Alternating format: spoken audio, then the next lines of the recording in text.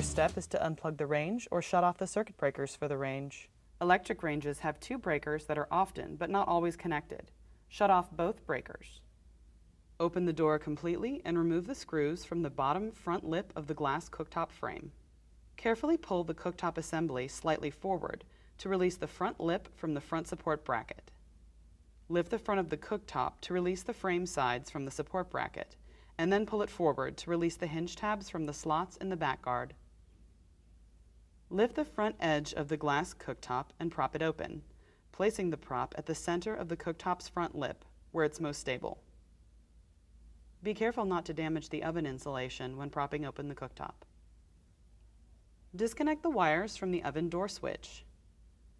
Use a slot screwdriver to release the locking tabs and pull the oven door switch out from the range frame. Push the new oven door switch into the range frame. Connect the wires to the new oven door switch. Carefully remove the prop and lower the cooktop.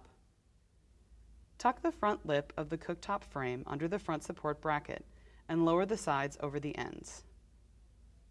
Push the cooktop back, inserting the hinge tabs into the backguard slots. Reinstall the mounting screws in the front lip of the cooktop frame. Close the oven door. Plug the power cord into the outlet or turn on the house circuit breakers for the range. If you pulled out the range to unplug it, slide the range into position, ensuring that the rear leveling foot fully connects with the anti-tip bracket.